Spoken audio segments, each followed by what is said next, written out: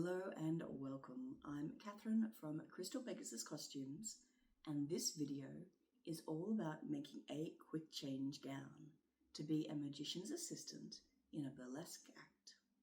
In particular, this is part 1, which is about creating the red corset and skirt, the base layer or final reveal outfit. When making this, some key considerations were that I wanted the corset to provide structure, and I wanted the whole thing to be able to be hidden under the purple outer dress. I also wanted real visual impact, a real difference between the starting and ending looks. To that end, I chose a beautiful, shiny, drapey red metallic fabric. It was able to be gathered up without too much crinkling, and then had enough heft to drop down into a long, dramatic skirt. Let's start by looking at the corset construction. I used the same pattern that I had used for my wedding corset. No further changes needed beyond that. There are two big differences between this and the wedding corset. Firstly, that I fused the red fashion fabric to the couture to be able to use that for the corset. This fabric does handle a little differently to a thicker couture. Secondly, I also made a floating modesty panel for the back, so it won't be completely the same process. And now let's get on with that first step. I pressed my small weave herringbone couture, ready to fuse on the red fabric. I joined the fusible, paper side up, to the couture by pressing with an iron. I found the easiest way to match the sizes was to start at one side and work down, then cut off the roll of fusible just inside the edge of the fabric, and then finish the bonding. Once it had cooled, I removed the paper backing.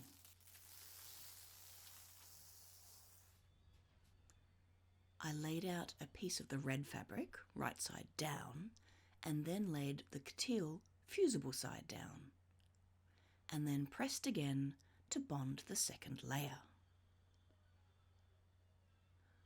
Once I had done an initial pass from the couture side, I turned it over and used a pressing cloth to go over it again from the top side. Next, it was time to cut out my corset pieces, single layer at a time, starting with the vertical slices, then the horizontal ones after that. I marked on the seam numbers and clipped the waist notches. Then I repeated the whole fusing and cutting process and cut out the second half.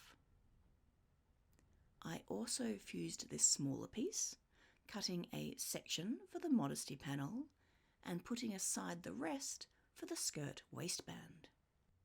I also needed plain couture front facing pieces and the back layer for the Modesty Panel. Finally, while it's hard to see the difference in black, this is a cotton for the lining, out of which I cut pieces 2 to 5.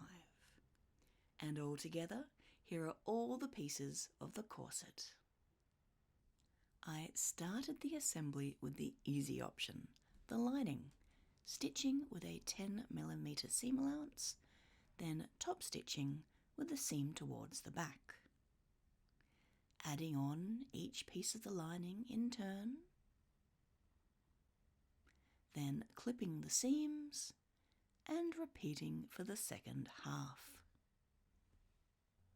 Then I pressed the back panel 6 in half and top stitched to lock the fold in place. I stitched seam F, joining panels 5 and 6. I found clips worked better than pins when working with the slightly delicate fashion fabric. When top stitching the seam towards the front, I went slowly and applied sideways tension each step of the way.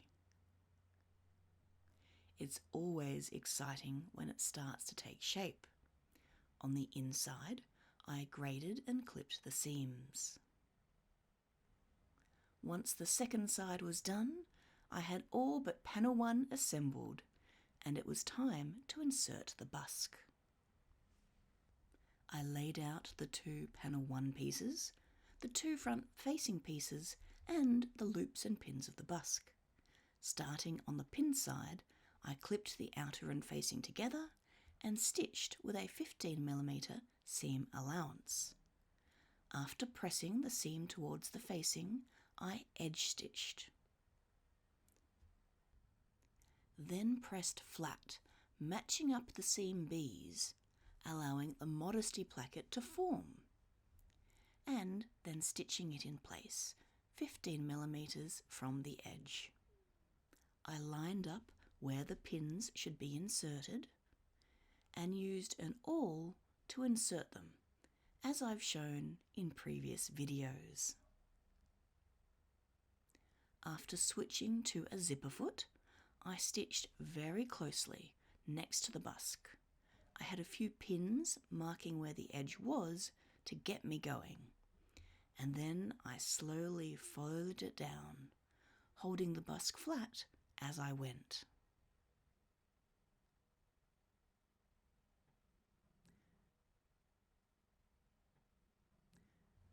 With that, the pin's half of the busk was inserted.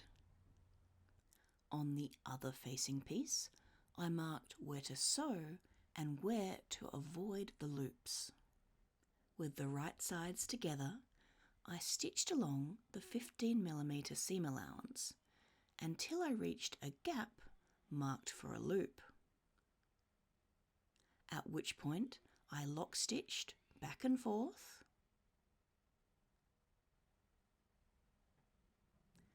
raised the foot to pass over the gap, lowered the foot, lock stitched again, and then continued on. I pressed the seam open and edge stitched. Then I inserted the busk and stitched next to it with the zipper foot. With this fabric, I really did need the pins to guide me. I couldn't just feel it in there the way that I can with a single layer of more malleable couture. I used a bone fed through the busk loops to hold them flat.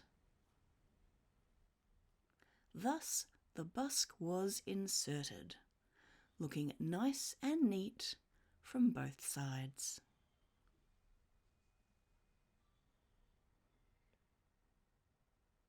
Reminding ourselves of where we're up to, let's add panel 1 onto the main corset pieces.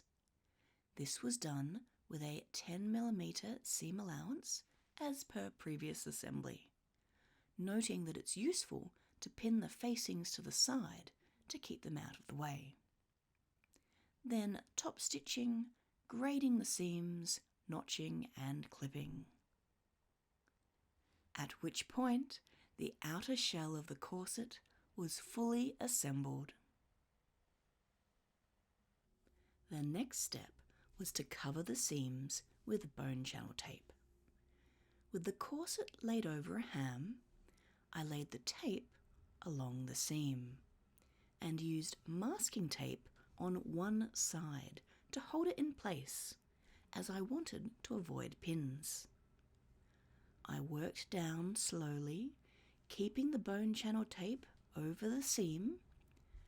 I know the black makes it hard to see, and sorry about that. I do try and avoid it on the channel. I stitched in the ditch, which caught one edge of the bone channel tape. Then removed the masking tape and stitched 12mm over from the seam, which did not catch as well as I had hoped. After going over that previous one again to catch it when necessary, I moved on to the next. I don't know if I was just having an off day or if it was this combination of fabrics, but I found this process trickier and more frustrating than usual. I think I probably should have gone with my normal 11 millimeters, not 12.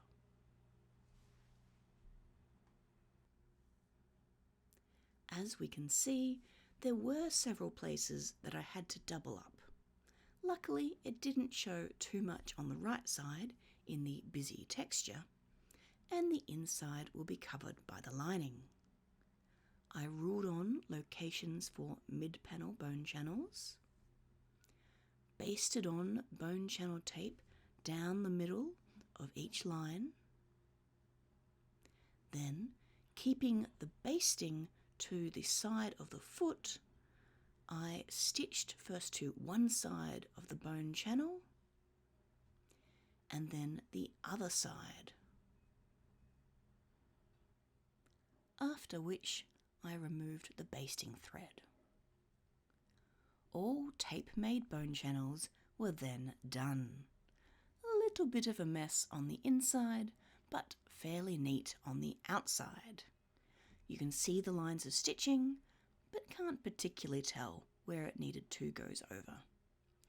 Also, the fabric was coming a little unstuck from the coutil, so it was definitely useful to have the stitches to secure it in place. From there, it was time to add the lining. I stitch seam B first, as the solid busk makes things trickier. Stitching the seam and then top stitching. Once it was joined on one side, it was time to do the other. And so, with right sides together, I stitched seam F. Then, switching back to red thread, I top stitched the upper half down to the middle, and then the lower half from the bottom edge up to the middle. This is why we did the busk side first. Panel 6 is much easier to scrunch up and maneuver.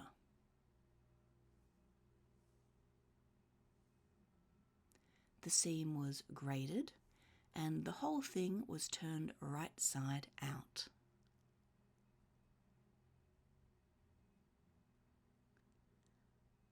Once both sides were done, it was looking very corsety. And the inside was looking nice and neat. I had tried to colour match the thread as much as possible. The final seams were to sew top stitching through 2 layers of coutil.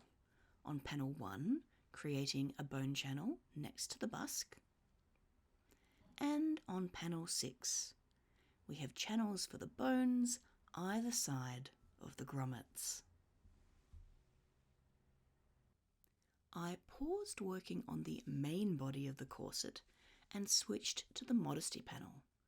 I clipped the 2 layers together and also clipped on the ribbon. I basted threads where I wanted the bone channels to go, then followed around, keeping the side of the presser foot up against the guiding thread. I completed the corners first, then outer segments, and finished with the internal rectangles, going slowly and keeping everything aligned. The placement of these bone channels has been designed with the corset lacing pattern in mind, so that the corset laces can pass under the ribbon to attach to the Modesty panel to the corset and still allow flexible movement. You can see the layout more clearly from the back. After inserting synthetic whalebone in the 2 vertical bone channels and 3 of the horizontal ones, I used a strip of the stretchy fashion fabric in the same way that I would normally use bias binding around the edges. Firstly, sewing right sides together. Then I folded under the binding and stitched in the ditch. At which point the Modesty panel was finished. Back to the main corset, and it was time to attach a strip of the red fashion fabric to the bottom edge of the corset, as I did for the Modesty panel. So starting with right sides together and letting the strip sit where it wanted to, I guided it along. I did have a few pins holding the lining in place to sit next to the outer layer, but note that that's not through the strip for the binding. I folded the strip to the inside and pinned in place, then stitched in the ditch. See my wedding corset video for more details on this process. Once both sides were done, it looked like this. Because this fabric handles quite differently and rather less forgivingly than a plain couture, I wanted to be able to try on the corset and adjust the neckline before doing my final top binding. So I added the flat steel bones to the back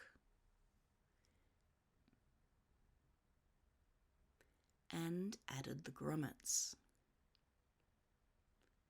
I added synthetic whalebones where needed, and then introduced my Modesty panel and laced the corset up. You can see how the lower crosses of the lacing ribbon go through the vertical ribbon of the Modesty panel, attaching it all together.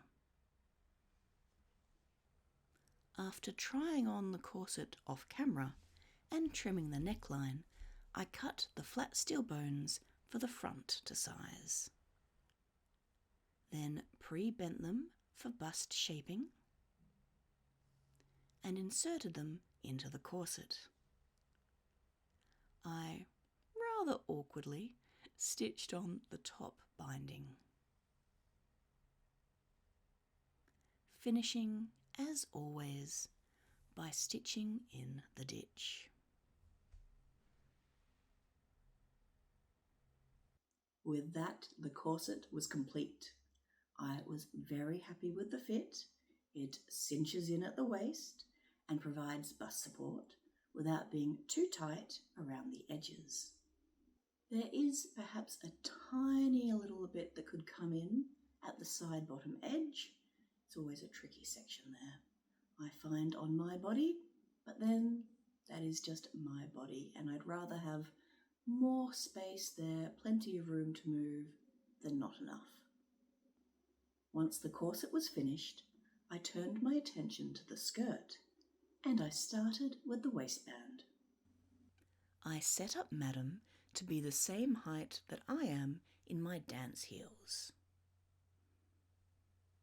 Using my panel skirt waistband pattern as a starting point, I made a front and back piece, where the waistband will have two back pieces, one each side, that meet at the centre back with a zip, while the front will be cut on the fold.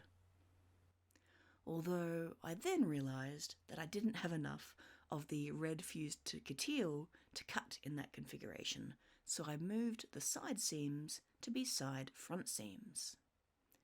From cotton, I cut the lining pieces, which I made a little longer than the pattern, two of the back, and then the front on the fold. Then, from the fused couture, I cut the top line of the front piece using the unfolded lining piece to get the whole long line, and the final size from the pattern piece.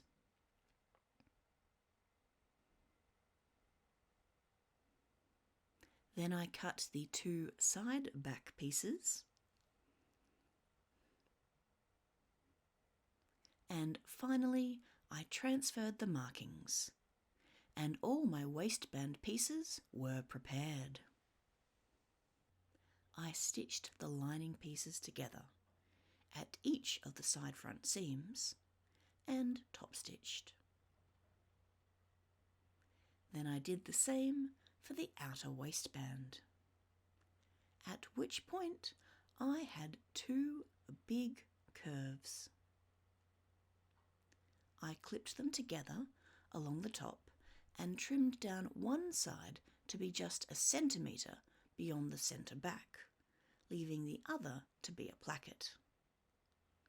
Then I stitched up one side, along the top edge, and down the other.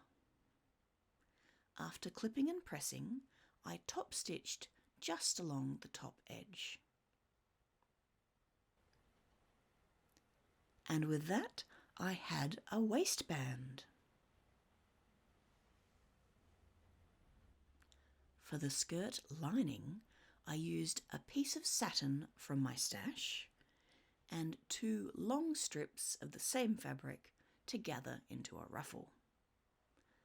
I gathered the top edge of the lining and pinned it to the waistband, ending at the centre back.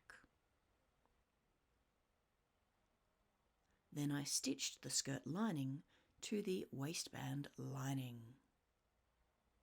Here we have the inside of the skirt, nice and neat.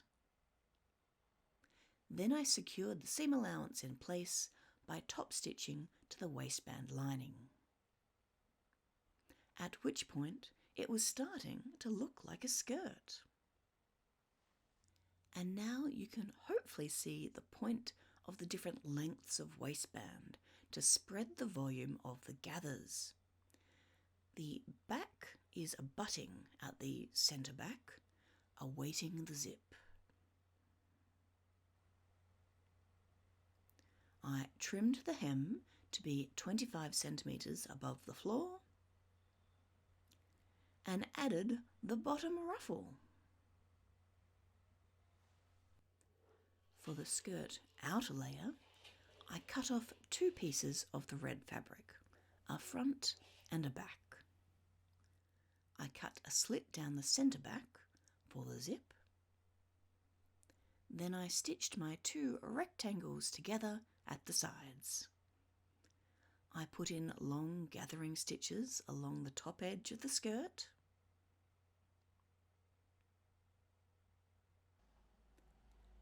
Pinned the gathered edge of the skirt to the outer portion of the waistband.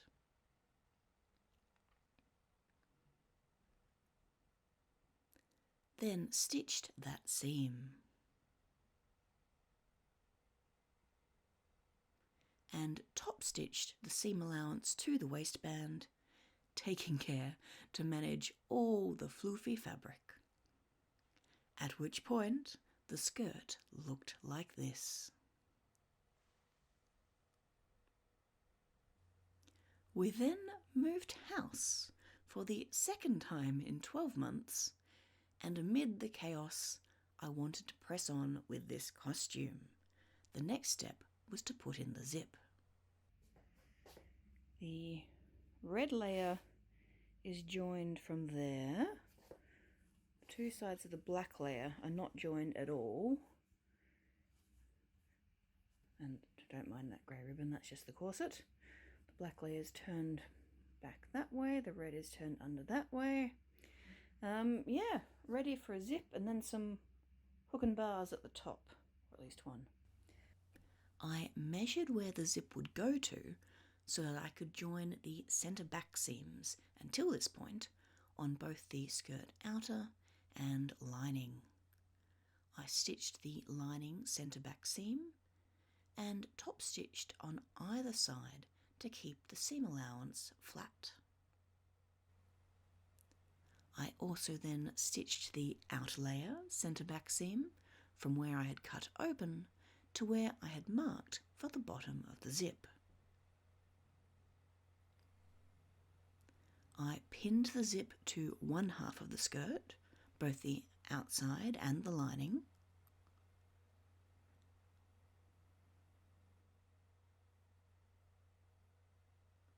I stitched the zip into place, going slowly and carefully. Then I also finished the waistband top stitching. With the other half of the zip, I firstly pinned it to the lining only and stitched that into place. I then laid out the overflap of the outer layer to cover the zip and marked where I wanted to stitch.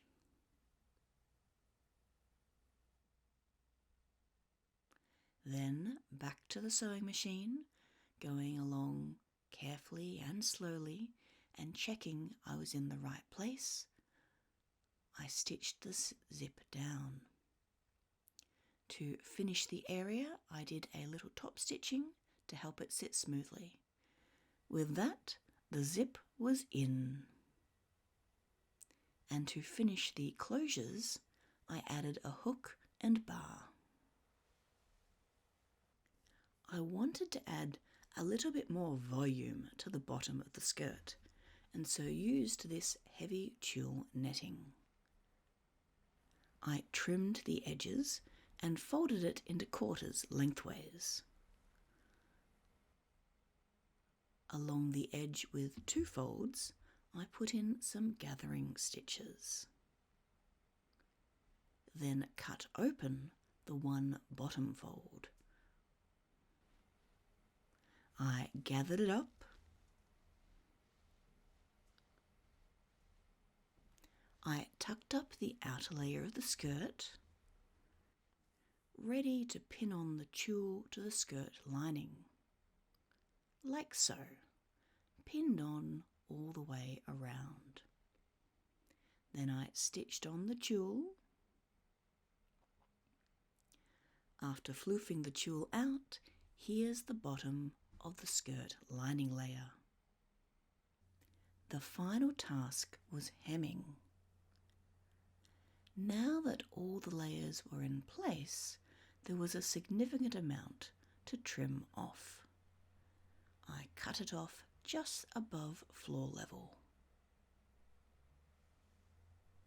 So I let that sit for a few days, and in the meantime, my new cutting bench / storage arrived, and we assembled that, the blue one there. It is still chaotic in here, and the sewing machine is still in the back lounge room. But at least, we're making progress.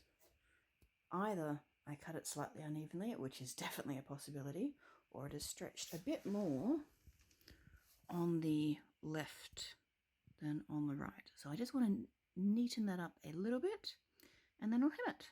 Okay, so there we are, trimmed, just sitting a little bit more evenly now. I'm not saying it's perfect, but it's time to move on. I did a simple double fold hem and then added another 2 lines of stitching, which helped it sit smoothly and added a little structure. So here we are, all hemmed. With that, the skirt was complete, and indeed, I had a complete red sparkly outfit. Thank you very much for watching. If you have ever made a quick change gown or have a dream quick change idea, I'd love to hear about it in the comments. And I hope you'll join me again for part 2, where we'll look at creating the tearaway purple dress.